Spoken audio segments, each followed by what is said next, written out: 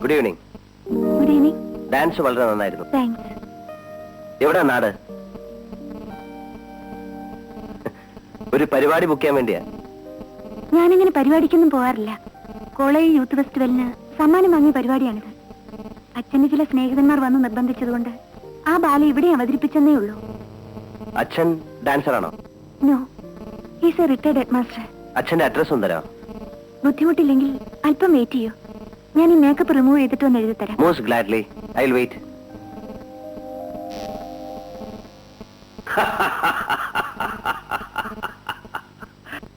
അമ്മാവൻ എന്തിനാ ചിരിക്കുന്നത്?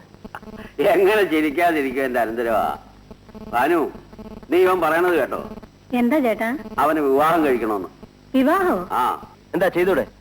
ചേട്ടാ, അതിന് നിനക്കാരെങ്കിലും പെണ്ണ് തരുമോ? അത് ഇനി അന്വേഷിച്ചാലേ പറയാൻ പറ്റൂ. പെണ്ണിനെയൊക്കെ അവൻ കണ്ടുവച്ചിട്ടുണ്ട്, അഡ്രസ്സും കൊണ്ടുവന്നിട്ടുണ്ട്. ഇനി ഞാനൊന്ന് പോയി ആലോചിച്ച് ഉറപ്പിച്ച് നടത്തി കൊടുത്താൽ മതി. ശരിയായി പോയി. നിനക്കിനി കല്യാണം ആലോചിക്കാൻ പോകാത്ത കുറ്റമേ ഉള്ളൂ. നേരത്തെ ആലോചിക്കാൻ പോയിടത്തൊക്കെ ഉണ്ടായ അനുഭവം മറന്നു. എന്നാലും ഞാൻ പോവാൻ ഭാനു, എന്റെ അനന്തരവിന് വേണ്ടിയല്ലേ. പക്ഷെ ഒരു ആംബുലൻസ് വാൻ കൂടി പുറകെ അയച്ചേക്കണം. അതെന്തിനാ ചേട്ടാ? കയ്യും കാലും ഒഴിഞ്ഞു കിടക്കുന്ന എന്നെ അവിടെ നിങ്ങോട്ട് എടുത്തോണ്ട് പോരണ്ടേ?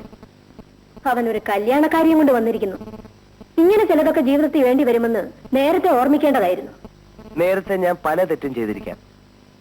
ഇനി ഒരിക്കലും അത് ആവർത്തിക്കില്ല. എടാ അനന്തരവനെ, ഇപ്പൊ നിനക്ക് ഇങ്ങനെ ഒരു ബുദ്ധിമോശം തോന്നാൻ എന്താ കാര്യം? ഇങ്ങനെയൊക്കെ ചോദിച്ച് അമ്മാവൻ എന്നെ വിഷമിപ്പിക്കരുത്. മരണം വരെ ഞാൻ ഇനി ഒരു തെറ്റും ചെയ്യില്ല അമ്മാവ. ശരി, നിന്നെ ഞാൻ വിശ്വസിക്കുന്നു. എങ്കിൽ അമ്മയും അമ്മാവനും കൂടെ രാധികയെ എനിക്ക് വിവാഹം കഴിച്ചു തരണം. ഏത് രാധിക? അതെല്ലാം ഞാൻ അമ്മാവനോട് പറഞ്ഞിട്ടുണ്ട്. ഏതായാലും ആ പെൺകുട്ടി സമർത്ഥയായിരിക്കണം. ഇല്ലെങ്കിൽ ഇവൻ ഇങ്ങനെ വീഴാൻ കാര്യമില്ല. നീ നന്നാവാനാണ് തീരുമാനിച്ചിരിക്കുന്നതെങ്കിൽ ആ പെണ്ണിന്റെയും അച്ഛന്റെയും കാല് പിടിച്ചിട്ടായാലും ഈ കല്യാണം ഞാൻ നടത്തിത്തരാം. നീ ദൈവത്തിന് മനസ്സിൽ ധ്യാനിച്ച് ആ അഡ്രസ് കൊടുതാ. മോനെ, കാപ്പി എടുത്തു വെച്ചിരിക്കുന്നു, പോയി കുടിക്കേ. അനു, ഈ കല്യാണം നടന്നാൽ ഇവ നന്നാവും. ലീലേ, ഇതെടുത്തോണ്ട് പോ. ഞാൻ ഇനി കുടിക്കില്ലെന്ന് പറഞ്ഞില്ലേ? എടുത്തോണ്ട് പോവാൻ. എന്നാലും എന്നോട് ഈ ചതി വേണ്ടായിരുന്നു മോഹൻ സാറേ. സാർ എന്നെ ഉപേക്ഷിച്ച പിന്നെ എനിക്ക് ആരുമില്ല. നോണ പറയല്ലേ വിലാസിനി, നിനക്ക് പലരും ഇല്ലേ? എന്റെ സ്ഥിതി അതാണോ? ആശാനായിട്ടും ശിഷ്യനായിട്ടും കൂട്ടുകാരനായിട്ടും ഉണ്ടായിരുന്ന ആകെ ഒരു തിരിയല്ലേ. ഈ കടുങ്കൈ കാണിച്ചാ പിന്നെ ഞാൻ വഴിയാധാരമല്ലേ? ഞാൻ എന്ത് ചെയ്തെന്നാ നിങ്ങൾ ഈ പറയുന്നത്? ഒന്നും ചെയ്തില്ലേ, പിന്നെ കല്യാണം ചെയ്യാൻ പോണെന്ന് പറഞ്ഞതോ? എനിക്ക് പിന്നെ കല്യാണം കഴിക്കണ്ടേ? എങ്കിൽ പിന്നെ എന്നെ ഇവിടെ താമസിപ്പിച്ചിരിക്കുന്നത് എന്തിനാ? തൊഴി വെച്ചാന്നോണ്ടല്ലോ. ഞാനാണോ ഇവളോട് താമസിപ്പിച്ചിരിക്കുന്നത്? താമസിപ്പിച്ചിരിക്കുന്നത് ഞാനാ. എന്നാലും സാറിന് ഇവളോടൊരു പ്രത്യേക മമത ഉണ്ടായിരുന്നല്ലോ. മമത ഉണ്ടായിരുന്നെങ്കിൽ ഞാൻ ഇവൾക്ക് കൈ നിറയെ കാശും കൊടുത്തിട്ടുണ്ട്, ഇല്ലേ? അത് നേരാ. മേലാൽ അവിടുന്ന് വന്നിട്ടുണ്ട്, ഇവിടുന്ന് വന്നിട്ടുണ്ട്, പുതിയത് വന്നിട്ടുണ്ടെന്നൊക്കെ പറഞ്ഞ് എനിക്ക് ആളെ വിടരുത്. ഇനിയെങ്കിലും ഞാനൊന്ന് നേർവഴിക്ക് ജീവിച്ചോട്ടെ. ഓ, ഇതെന്റെ അവസാനത്തെ വരവാ. ഇതാ ഇതിരിക്കട്ടെ. എല്ലാ ഇടപാടുകളും തീർത്തിരിക്കുന്നു. വരട്ടെ? ഇല്ല, ഞാൻ യാത്ര പറയില്ല. അത് നിന്റെ ഇഷ്ടം. ഞങ്ങൾക്കൊന്നുമില്ലേ? എല്ലാവർക്കും കൂടെ ചേർത്താ കൊടുത്തിരിക്കുന്നത്. അയ്യോ, അപ്പൊ എന്റെ കാര്യം ആശാനെ. നീ പോയി എന്തെങ്കിലും ജോലി ചെയ്യിക്കടാ. എന്നാ ഒരു തമ്പുര് മേടിക്കാനുള്ള കാശെങ്കിലും താ. ഹരിശങ്കര ശിവശങ്കരമാണ് ജീവിച്ചോളാം. ദൈവം നമ്മളെ ചതിക്കൂ ഉത്തമ. Not sure. ഭഗവാനെ, ഈ കല്യാണം ഒന്ന് കലക്കി തരണേ. ഇങ്ങനെയൊക്കെ ആണെങ്കിലും എന്റെ അനന്തരവനെ ഞാൻ സമ്മതിച്ചിരിക്കുന്നു ഭാനു. ഇവനെ നേർവഴിക്ക് കൊണ്ടുവരാൻ ആ പെൺകുട്ടിക്ക് കഴിയും. നേരാണോ ചേട്ടാ? അതേടി, നല്ല കുട്ടി, വീടും വീട്ടുകാരും ഒക്കെ കൊള്ളാം. പിന്നെ സാമ്പത്തികമായി അവർ സ്വല്പം പിന്നാക്കമാണ്. സ്വത്തിന്റെ കാര്യം പോട്ടെ ചേട്ടാ, വേണ്ടതിലേറെ ഇല്ലേ ഇവിടെ? നമ്മുടെ മോന്റെ കാര്യത്തിൽ അവർ അഭിപ്രായ വ്യത്യാസം വല്ലതും പറഞ്ഞു എന്നാണ് എനിക്ക് അറിയേണ്ടത്. അത് പറയാൻ ഇവനെ പറ്റി ഇതുവരെ അവർക്കൊന്നും അറിഞ്ഞുകൂടല്ലോ. പെണ്ണിന്റെ അച്ഛൻ ഇവനെ കാണാൻ വരുമെന്ന് പറഞ്ഞിട്ടുണ്ട്. അദ്ദേഹം എന്ന് വരും അമ്മ? 5-ാം തീയതി വരാമെന്നാ പറഞ്ഞത്. ഓ, അവന്റെ ഒരു തിടുക്കം കണ്ടില്ലേ? എന്റെ ഗുരുവായൂരപ്പ, ഈ കല്യാണമെങ്കിലും നടത്തി തരണേ. ഇത് നടക്കും ഭാനു. അല്ലെങ്കിൽ ഇത്രയും നല്ലൊരു പെൺകുട്ടിയെ കണ്ടെത്താനോ ഇവൻ ഇങ്ങനെ ഒരു നിർബന്ധം തോന്നാനോ വല്ല കാര്യമുണ്ടോ? ഇത് ദൈവനിശ്ചയ. മോഹൻ ഇനി ടൗണിൽ പോകുമ്പോ ആ വീടും സ്ഥലമൊക്കെ വേണമെങ്കിൽ ഒന്ന് കണ്ടോ. ശരിയമ്മാ.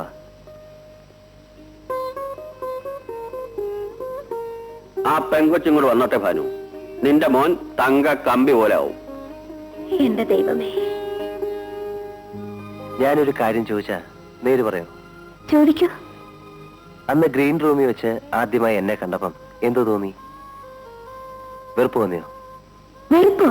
പിന്നെന്താ, ഇഷ്ടം തോന്നിയോ? എന്തിനാ അറിയുന്നേ? എങ്കിൽ എനിക്ക് എന്തോ തോന്നിയെന്ന് പറയട്ടെ. എനിക്കൊരു പുതിയ ജീവിതവുമായി ഒരു ദേവത പ്രത്യക്ഷപ്പെട്ടിരിക്കുന്നു എന്ന് തോന്നി. കളിയാക്കണ്ട. സത്യം. ഇന്നലെ വരെ ഞാനൊരു എരപ്പാളിയായിരുന്നു. ചെയ്യാത്ത കൊലരായ്മകളൊന്നുമില്ല. പക്ഷെ രാധയെ കണ്ടു കഴിഞ്ഞപ്പം ഒരു പുതിയ തേജസ് എന്നിലേക്ക് കടന്നു വന്ന പോലെ തോന്നി. ഇങ്ങനെ മോശം പറയാനാണെങ്കിൽ ഞാൻ പോവാ. മോഹസ്തുതിയല്ല രാധയെ, സത്യം പറഞ്ഞാണ്. ഇതുവരെ ഞാൻ ആരുടെയും നിയന്ത്രണത്തിലല്ലായിരുന്നു. ഇനി മുതൽ എന്നെ നിയന്ത്രിച്ച് നേർവഴിക്ക് കൊണ്ടുപോകേണ്ടത് രാധികയാണ്. എന്റെ നിയന്ത്രണത്തിൽ നിന്നില്ലെങ്കിലോ? അതൊരിക്കലും ഉണ്ടാവില്ല. എത്ര കൊള്ളരുതാത്തവനും ആരെങ്കിലും ഒരാളെ അനുസരിച്ചെന്നിരിക്കും. എന്നെ അനുസരിപ്പിക്കാൻ ജനിച്ചത് രാധികയാണ്. അമ്മ എല്ലാ കാര്യങ്ങളും എന്നോട് പറഞ്ഞു.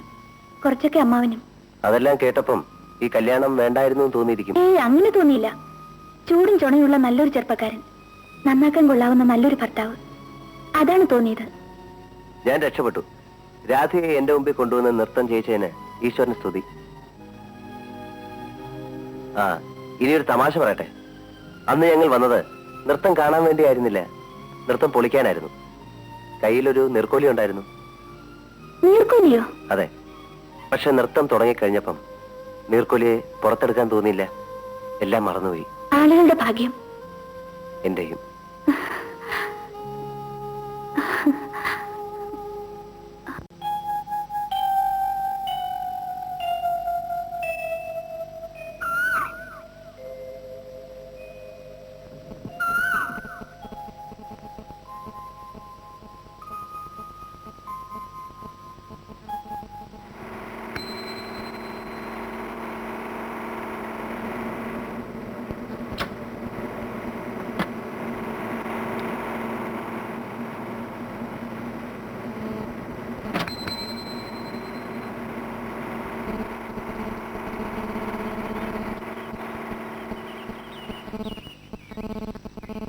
ഈ ഭാനുമതി അമ്മയുടെ വീട് ഇവിടെ അടുത്താണോ? പൂമംഗലം ബംഗ്ലാവിലെ കൊച്ചമ്മയാണോ? അതെ, അത് തന്നെ. ഈ വഴി നേരെ അങ്ങോട്ട് ചെല്ലുമ്പോ ഒരു വളവുണ്ട്. അവിടെ ആരോട് ചോദിച്ചാലും പറഞ്ഞു. വലിയ ഉപകാരം. നീ ഉത്തമനെ അടിച്ചോ? അടിച്ചു. എന്തിനാണ് ഇവൻ നിന്നെ അടിച്ചത്? അച്ഛനെ ഞാൻ ഇയാളുടെ ഷാപ്പിൽ കയറി അല്പം സ്മാൾ അടിച്ചു. അപ്പൊ കൊടുക്കാൻ പോക്കറ്റ് ദ്രവ്യമില്ലായിരുന്നു. പിന്നെ കൊടുക്കാമെന്ന് പറഞ്ഞപ്പോ ഇയാൾ എന്റെ ചെവുക്കുറ്റിക്ക് ഒരു അടി. നേരാണോ അവൻ പറഞ്ഞേ? കാശ് ചോദിച്ചപ്പോ നിന്റെ തന്തയ്ക്ക് പറഞ്ഞു. തന്തയ്ക്ക് പറഞ്ഞാൽ നീ അടിക്കും? ഉമ്മ അയ്യോ, അയ്യോ. വിലാസിനി, പിടിച്ച് മാറ്റ്, പിടിച്ച് മാറ്റ്, താമസിച്ചേ, പിടിച്ച് മാറ്റ്, പിടിച്ച് മാറ്റ്. അയ്യോ. അച്ഛനെ, അച്ഛനെ കത്തിയെടുക്കല്ലേ, അച്ഛനെ കത്തിയെടുക്കല്ലേ. എന്താ അവിടെ? ഒരു ചെറിയ അടിയാ. അതിവിടെ പതുവാ. ഏതാ ബഹളം ഉണ്ടാക്കുന്ന പയ്യൻ? പൂമംഗലത്തെയാ. പൂമംഗലത്തെ ഭാനുമതി അമ്മയുടെ മകൻ. ഒന്ന് പറഞ്ഞ് രണ്ടാമത്തേന് കത്തിയെടുക്കും. ആരുടെ കൈകൊണ്ട് എപ്പോഴാ ചാകുക എന്ന് ദൈവത്തിനറിയാം. അച്ഛനെ, അച്ഛനെ കത്തി. എടാ,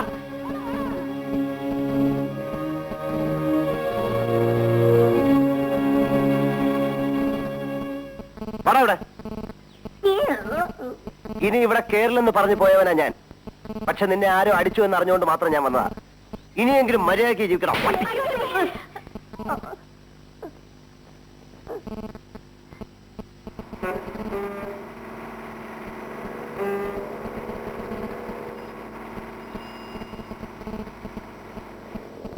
മിസ്റ്റർ ഗോവിന്ദപിള്ളയല്ലേ? ശങ്കരന്മാരല്ലേ? എടാ ഗോവിന്ദ, നിന്നെ കണ്ടിട്ട് എത്ര വർഷങ്ങളായി? നീ ആൾ ആകെ അങ്ങ് മാറിപ്പോയില്ലടാ ശങ്കര. നീ ഇവിടെ എന്തിനു വന്നു? എന്ന് വന്നു? ഇപ്പോഴെങ്ങോട്ട് പോകുന്നു? എന്തൊക്കെയാ വിശേഷങ്ങള്? ഓ, ഇങ്ങനെ എല്ലാം കൂടെ ഒരുമിച്ച് ചോദിച്ചാൽ ഉത്തരം പറയാൻ പ്രയാസമാ. ശരി, ഇനി നീ ചോദിച്ചോളൂ. നിന്റെ ഭാര്യയുടെ പണ്ടത്തെ അസുഖമൊക്കെ എങ്ങനെ ഇരിക്കുന്നു? ആത്മയല്ലേ? വിഷുവിനും ചങ്കരാതിക്കും ഒക്കെ അവളെ വന്ന് കാണാറുണ്ട്. നിനക്ക് ഒരു മാറ്റവും ഇല്ലല്ലോടാ. നിനക്കിത്തിരി പ്രായം കൂടിയതുപോലെ തോന്നുന്നു. വർഷങ്ങൾ നമ്മുടെ കാഴ്ചവട്ടിൽ കൂടി ഒഴുകി ഒഴുകി പോകുന്നത് നമ്മൾ അറിയുന്നുണ്ടോടാ ശങ്കര? നിന്റെ സാഹിത്യഭ്രമം ഇതുവരെ തീർന്നിട്ടില്ലല്ലേ? അതെങ്ങനെ തീരും? കൂടെ പറഞ്ഞതല്ലേ. ഒരു കാര്യം ചെയ്യാം, നമുക്ക് വീട്ടിലേക്ക് പോവാം. 10-20 വർഷങ്ങൾക്ക് ശേഷം കാണുന്നതല്ലേ? വിശേഷങ്ങളൊക്കെ അവിടെ ചെന്നിട്ട് പറയാം. വീട് ഇവിടെ അടുത്ത് തന്നെയാണോ? അടുത്തല്ലെങ്കിൽ നിന്നെ എടുത്തുകൊണ്ട് പോവാം. പോരെ? ആ, ഗോവിന്ദപിള്ള 8 മണിക്കുള്ള ബസ്സിന് വരുമെന്നല്ലേ ചേട്ടൻ പറഞ്ഞത്? മണി 10 കഴിഞ്ഞു. അദ്ദേഹത്തെ ഇതുവരെ കണ്ടില്ലല്ലോ. ആദ്യത്തെ ബസ് ചിലപ്പോ കിട്ടിക്കാണില്ലായിരിക്കും. ഇനി വല്ല എതിരാളികളും ചെന്ന് എന്തെങ്കിലുമൊക്കെ പറഞ്ഞു കൊടുത്തിട്ടുണ്ടോ എന്നാണ് എന്റെ സംശയം. എതിരാളികളെ ഉള്ളൂ. പക്ഷെ അവരൊന്നും അറിഞ്ഞു കേട്ടി എന്ന് പറയാൻ സമയമായിട്ടില്ല. എന്തോ കുഴപ്പമുണ്ടെന്നാണ് എന്റെ മനസ്സ് പറയുന്നത്. ആ മനുഷ്യനെ കണ്ടിട്ട് വാക്കുമാറി പറയുന്ന ഒരാളെന്ന് എനിക്ക് തോന്നിയില്ല.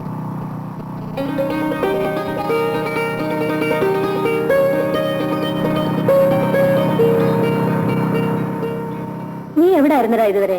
ഞാനൊരു അത്യാവശ്യ കാര്യത്തിന് പോയി അമ്മേ. അദ്ദേഹം വന്നോ അമ്മ? അയാൾ വന്നിട്ട് അയാളുടെ പാട്ടിന് പോയി. നേരാണോ അമ്മേ? ഇതുവരെ വന്നില്ല മോനെ. ഇനി വഴിയറിയാൻ പാടില്ലാതെ എവിടെയെങ്കിലും കിടന്ന് ചുറ്റുകയാണോ? അമ്മാവനൊന്ന് പോയി അന്വേഷിച്ചാലോ? ഞാൻ പോയി അന്വേഷിക്കാനോ? അത്രയ്ക്ക് താഴോട്ട് പോകണ്ട. അദ്ദേഹം വരും ചേട്ടാ. മോഹൻ ഇത്ര വലിയ ആഗ്രഹം തോന്നിയപ്പോ ദൈവം അത് തട്ടിക്കളയില്ല. ഇല്ലെന്നാണ് എന്റെ മനസ്സും പറയുന്നത്. പോരെങ്കിൽ എന്റെ വലിയൊരു നേർച്ചയുണ്ട്. എന്നാ പിന്നെ സംശയിക്കേണ്ട കാര്യമില്ല. അദ്ദേഹം വരും, ഈ കല്യാണം നടക്കും. കോമഡിയൊക്കെ സുഖമായിരിക്കുന്നു. പ്രത്യേകിച്ച് അസുഖങ്ങളൊന്നുമില്ല. മോൾ എന്ത് ചെയ്യുന്നു? അവൾ BSc ജയിച്ചു നിൽക്കുകയാണ്. ജോലിക്കൊന്നും ശ്രമിക്കുന്നില്ലേ? ശ്രമങ്ങളൊക്കെ നടക്കുന്നുണ്ട്. ഇതൊരൊന്നും ആയില്ല. പണം തികഞ്ഞില്ല. ഒരു ചാക്കൂടെ വേണമെന്ന് ഞാൻ അപ്പോഴേ പറഞ്ഞതല്ലേ. ഉപ്പ് വെട്ടിയിരുന്നോണ്ട് മതിയാകുന്ന കരുതിയത്. ഒരു അരച്ചാക്കൂടി വാങ്ങാം. മകനാണല്ലേ? അല്ല, അനന്തരവനാ. ഇവന്റെ അച്ഛനും അമ്മയും കൊച്ചിലെ മരിച്ചു പോയതുകൊണ്ട് ഞാനാണ് വളർത്തിയതും പഠിപ്പിച്ചതും. അഗ്രികൾച്ചറൽ MSc പാസ്സായി. ഉടനെ ജോലിയും കിട്ടി. പക്ഷെ അത് വേണ്ടെന്ന് വെച്ച് ഇപ്പൊ സ്വന്തം കൃഷി കാര്യങ്ങളൊക്കെ നോക്കുകയാണ്. മോനെ ശ്രീധര, ഇത് mister Govinda Pillai, retired head master. അമ്മാവന്റെ ഒരു പഴയ സുഹൃത്താ. ഒരു മകനുണ്ടായിരുന്നല്ലോ, ഇപ്പോഴും ഉണ്ട്. അവനോട് ഇല്ലേ? മുറിയിൽ കാണും. ഒന്ന് വിളിക്കേ. ഞാൻ വിളിച്ചോണ്ട് വരാം. നീ പോയി കാപ്പി ഉണ്ടാക്ക്. ശരിക്ക് കഴിക്കാൻ എന്തെങ്കിലുമൊക്കെ വേണം. അയ്യോ, അക്കാര്യം ഞാൻ മറന്നുപോയി. ഇപ്പൊ ഉണ്ടാക്കിയതാ. ചാപ്പാടിന്റെ കാര്യത്തിൽ നിനക്കിപ്പോഴും ദാക്ഷിണ്യൊന്നും ഇല്ലല്ലേ? അവിടെ ദാക്ഷിണ്യം കാണിച്ചിട്ട് പിന്നെ ജീവിക്കുന്നത് എന്തിന്? നമസ്കാരം. ഇവനാണ് എന്റെ സന്തതി വേണു.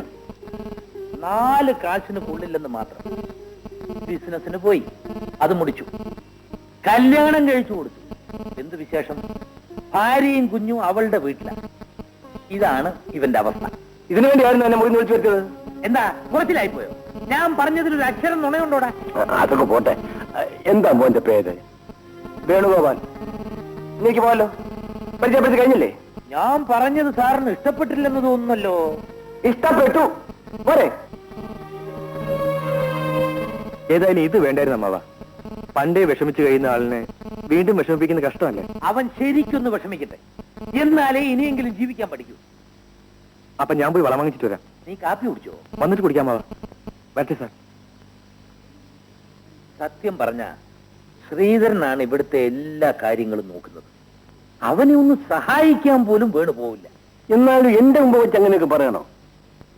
ആരോട് എവിടെ വെച്ച് എന്ത് പറയണമെന്ന് നിനക്ക് ഒരു ബോധവുമില്ല. പണ്ടേ നീ ഒരു വിടുവായന. ഞാൻ വിടുവായൻ, നീ തെറിവായൻ. ഞാൻ തെറിയൊക്കെ മതിയാക്കിയത്. വയസ്സായി വരികയല്ലേ. നീ ഇപ്പൊ പാരടികളൊന്നും എഴുതാറില്ലേ? തീരെ നിർത്തിയിട്ടില്ല. ഈയിടയ്ക്കൊന്ന് കാറ്റി. ഏത്? മഹാകവി ജിയുടെ ഇന്നു ഞാൻ നാളെ നീ. ഒന്ന് കേൾക്കട്ടെ. ഇന്നു ഞാൻ നാളെ നീ, ഇന്നു ഞാൻ നാളെ നീ എന്നും ചതിക്കുന്നിതല്ല. അല്ല, ഇനി അല്പം കാപ്പി കുടിച്ചൂടെ? അല്പമോ? നല്ല കഥ. വാ എതിര്. അങ്ങനെ പൂമംഗലത്ത് പോകാതെ തന്നെ ചെറുക്കനെ പറ്റി അറിഞ്ഞു. മടങ്ങുമ്പോൾ നിങ്ങളെ കണ്ടത് ദൈവനിശ്ചയമാണെന്ന് എനിക്കിപ്പോ തോന്നുന്നു. അതെന്താ? നമ്മൾ തമ്മിൽ പഴയ സുഹൃത്തുക്കളല്ലേ. നമ്മുടെ കുടുംബങ്ങൾ തമ്മിൽ ഒന്ന് ബന്ധപ്പെട്ടാൽ എന്താ? അതിന് എന്റെ മോൻ വിവാഹം ചെയ്തു പോയല്ലോ. മോന് വേണ്ടിയല്ല, അനന്തരം ശ്രീധരന് വേണ്ടിയാണ് ഞാൻ ആലോചിക്കുന്നത്. നല്ല കാര്യം. അവന് പറ്റിയ ഒരു പെണ്ണിന് വേണ്ടി ഞങ്ങൾ അന്വേഷിച്ചോണ്ടിരിക്കുകയായിരുന്നു. എന്നാൽ നിങ്ങൾ രണ്ടുപേരും കൂടി വീട്ടിൽ വന്ന് എന്റെ മോളെ ഒന്ന് കാണണം. എല്ലാവർക്കും ഇഷ്ടപ്പെട്ടാൽ നമുക്ക് ഉടനെ അതങ്ങ് നടത്താം. ശരി, ഞങ്ങൾ ഞായറാഴ്ച വരാം. ഉച്ചയ്ക്കൂണ് അവിടെ.